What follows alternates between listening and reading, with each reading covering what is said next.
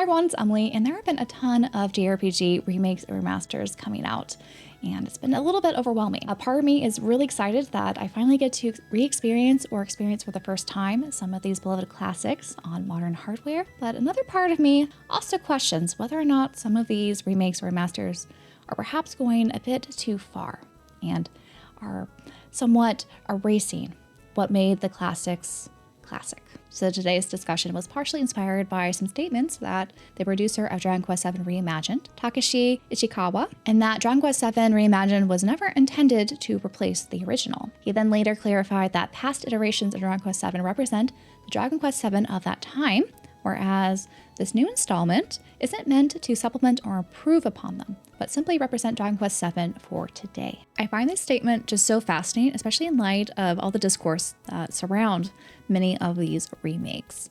Now, we have plenty of classic one-to-one remakes when it comes to the story beats. Trails in Sky First Chapter is a perfect example of this. While there have been many upgrades and differences from the original, including the graphics as well as the combat, where they incorporated the modern Trails combat with the hybrid system rather than the traditional old-school turn-based combat, but the story itself did not change. But then there are other remakes that are out there that kind of go the opposite direction, that can potentially differ from the original.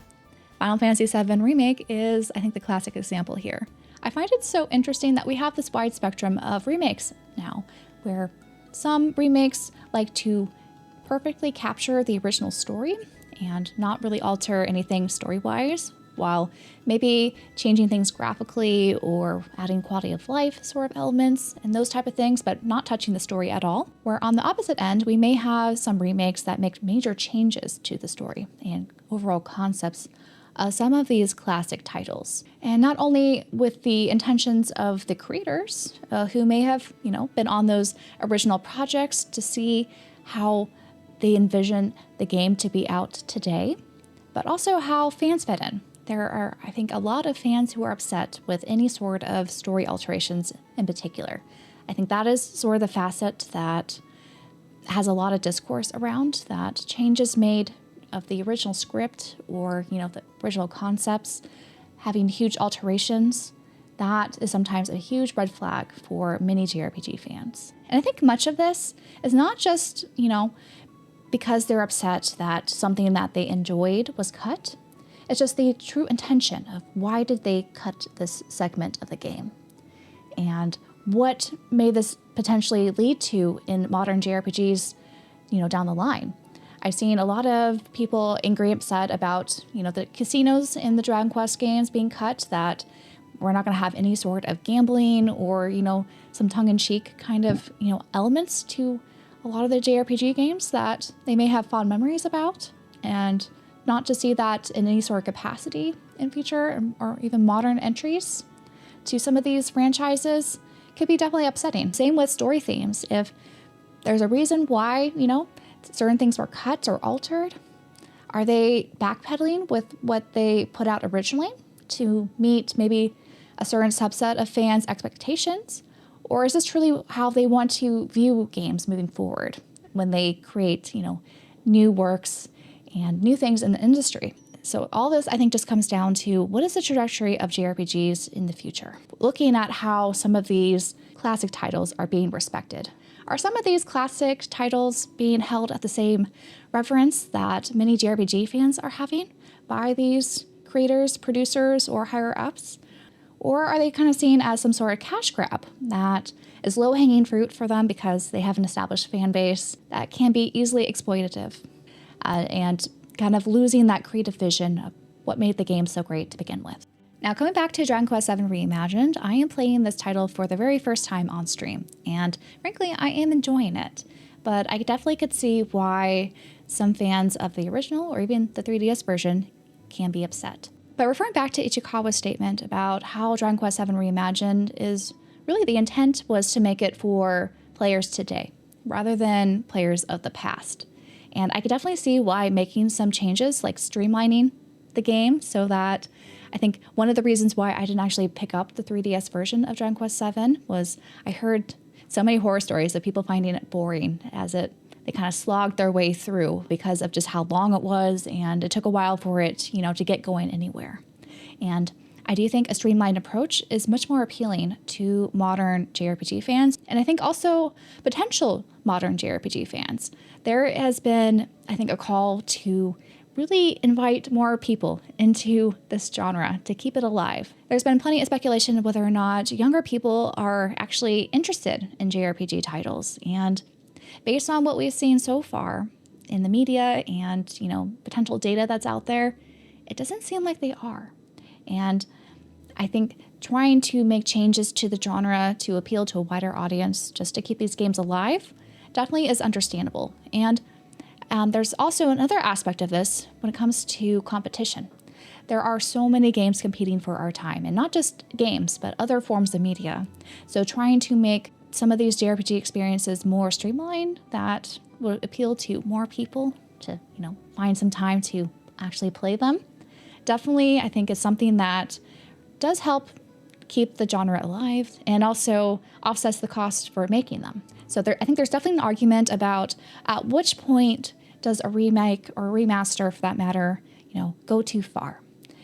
Where do we draw the line? And also, how should we really categorize, some of these reimagining games that are not quite, a one-to-one remake that maybe fans would have preferred, that have been calling, like, we want to have these games come back so that they're accessible and have some quality of life improvements that make them a bit more enjoyable to play compared to their original versions. Also, I guess another thought I didn't bring up was I really like how some of these games, like the Final Fantasy Tactics Evil's Chronicle, they not only give you their kind of HD remaster version of the game when you buy the new one, but they also have a classic version that, is installed alongside it. So you can kind of pick and choose which version you prefer. I do think that is probably, maybe moving forward, the best way to handle remakes and remasters. Dragon Quest VII Reimagined, I kind of wished just had some sort of upscaled version of the PlayStation 1 version. So fans who are kind of missing that cut content can experience them on modern hardware if they so choose to. I think moving forward, seeing more games that are true remasters rather than reimaginings is maybe the way to go, though I'm not sure. To be honest, I'm a little bit torn about this because I am loving actually Dragon Quest VII Reimagined, and it might become a replacement for me because I don't really have an intention to go back and play the PS1 or the 3DS copy that I own. And so sometimes, we only have so much, time to game in our lifetimes, and picking and choosing which titles to spend our time with has becoming more and more difficult as the years go on and all the different game choices that we have.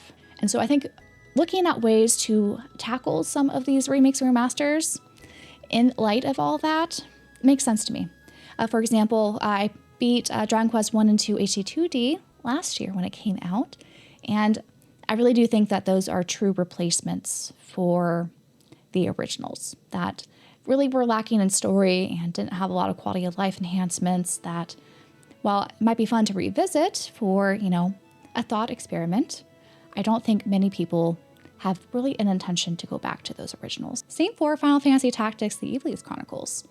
Now, this was not advertised as a remake, it's actually an HD remaster, but I think it does checks all those boxes for it being a remake. With many of the changes they made, they didn't change the core story, of course, but they did offer a lot of enhancements where, while it doesn't have some of the PSP War of the Lions content, it really does seem to be the definitive way to play Final Fantasy Tactics nowadays, and is a potential to replace someone's experience with this one rather than going back and playing some of those previous versions.